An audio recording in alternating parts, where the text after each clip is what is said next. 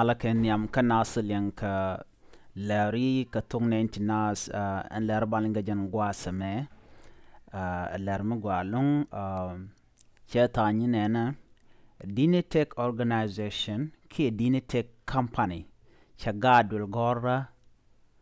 ka kobo primary school shakamoch ka kwamni tijan bakel jan lar dan balinga jan gwasame ngot kan konore ler manan balinga jan gwasame mi jiram jidit ki jan chang nyam kaji ano binwar online tv bi jejek digite jeno jin ku subscribe ke nywaka kanasen kokien ko bleren kono banun ka bika kula lingi ka doban gwa an gorije kaja chit kamishalinga tayna no Dinitech company sha gadul gora ka kobo primary school shaka moy ko kamni tijan bakel lar mu gwa mu banding kel kondial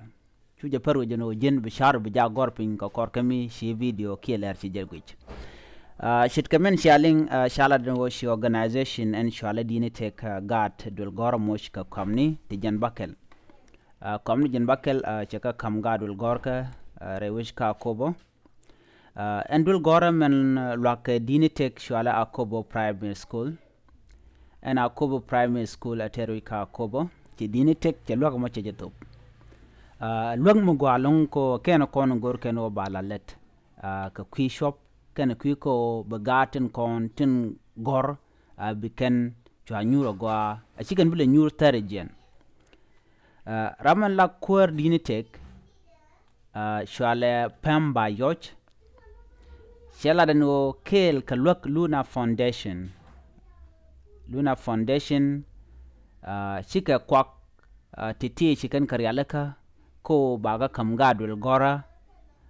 ke komnan tijan bakel chicken karyalaka ko bana tila gadul gorka ba ka lok rewi ka ko bo ka shi lok mo chop chit kamen chialing shi Mr. Pemba yoch teslo ajalar kwar en cap akobo ke commissioner dung akobo ka kwiko shi mujan changun Dinitech kene Luna Foundation cheje top ka cheje kamdul gora shikan lusamo shikana kamkwar ke commissioner akobo ka shongda kel ke Dinitech kene Luna Foundation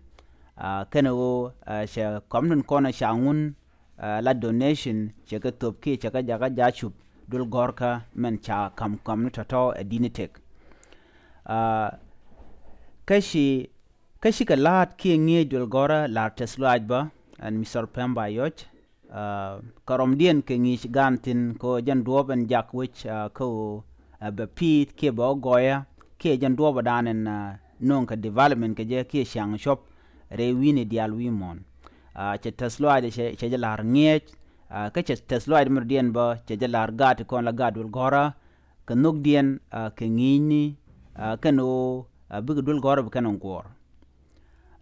chimi Pemba yojba chelene tejbo kanal dialon kon tintere wi ka kobo ka duoba danen de dul gora dial tintere wich duoba de ka lok ka je ka kwamni ke ka tin ko kenen kon ende loy gad jaga jates ka de gad de ka dul gora de kanon gor ka je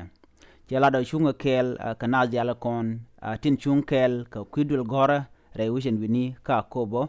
shi Pemba yo chajalat content cha to bon kamni jen bakel lan mo gwalong mnyodo ajen do badana gorke bala let nas dialan kono nako de gan worde ko niam ke de dol gorka re nuare der we woniam shi Mr. Pemba yo kwa Dinitech jalada gwame chajalat re wishin wini ka kobo shaloy de skeliu she lasko beti dial konti de which de je kamnial chekala let ka kwidwel wal kene kwi ngwan dial continue tiang shop le to le deka kan tama che donation mo che jetop ka o ba gadul gorka ba ga jaga jab lodin betes ki bu gwadan nyurkatin be yiga magwa ko bu nyur ko kamne na me ejen le danen chalat re witin wini ka kwi Dinitech organization kene Luna Foundation tinjitet ken chikan ga mat ko bu ko kamne bikan ka kamgat dul gora rewi ka kobo primary school kwamni jen bakel shi ko shop shi kamnen yen mo kan kwamno content chare la ke Dinitech ka shinasin konen la kwar ki nasan kon tela lat kume re wichin wini chika chuang kel ke dinetek ke chika chuang kel kaman gwa shangun ka kwigan ko bagat buka gwara gwa redwel gora ka ko bo primary school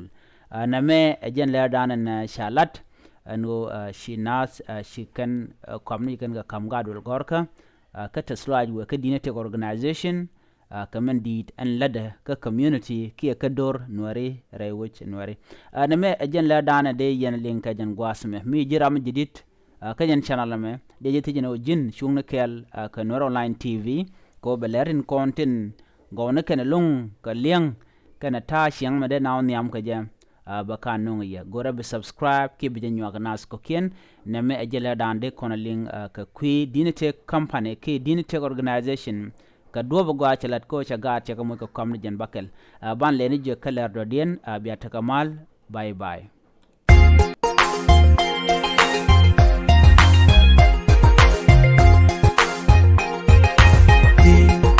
Madame wewe tela hambu chuiti tela gambi bichuiti tela meti bil